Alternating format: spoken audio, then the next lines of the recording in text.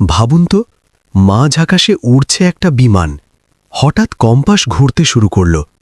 Pilot বলল, আমরা দিক হারিয়ে ফেলেছি, সবকিছু অদ্ভুত লাগছে।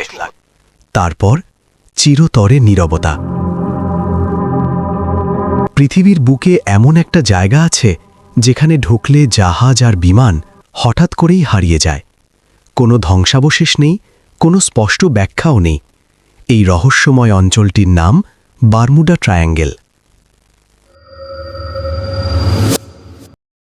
আটলান্টিক মহাসাগরের এই 3টি পয়েন্ট একসাথে যুক্ত করলে তৈরি হয় একটি ত্রিভুজাকৃতি এলাকা। গত 100 বছরে এখানে নিখোঁজ হয়েছে 50টিরও বেশি জাহাজ ও বিমান। 1945 সাল 5টি মার্কিন যুদ্ধবিমান প্রশিক্ষণ ফ্লাইটে বের হয়েছিল। হঠাৎ পাইলট রেডিওতে জানায়, আমাদের কম্পাস কাজ করছে না, আমরা বুঝতে পারছি না কোন দিকে যাচ্ছি। কিছুক্ষণের মধ্যেই 5টি বিমানই একসাথে অদৃশ্য হয়ে যায়। আজ পর্যন্ত একটাও বিমান খুঁজে পাওয়া যায়নি। আরও ভয়ঙ্কর ঘটনা ঘটে 1918 সালে। ইউএসএস সাইক্লপস নামের একটি বিশাল জাহাজ 309 জন নাবিক সহ হঠাৎ করেই নিখোঁজ হয়ে যায়। কোনো এসওএস, কোনো ধ্বংসাবশেষ কিছুই পাওয়া যায়নি। বিজ্ঞানীরা 3টি কারণ উল্লেখ করেন।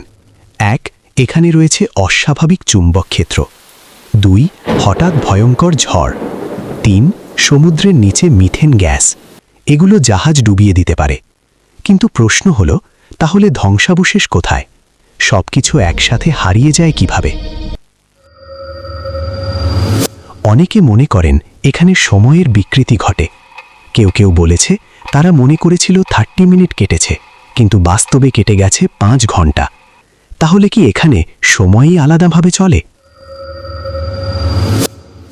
সবচেয়ে ভয়ঙ্কর ব্যাপার জানেন, আজও প্রতিদিন অসংখ্য জাহাজ আর বিমান এই পথ দিয়েই যায়, কিন্তু বারমুডা ট্রায়াঙ্গেল আজও তার রহস্য পুরোপুরি প্রকাশ করেনি।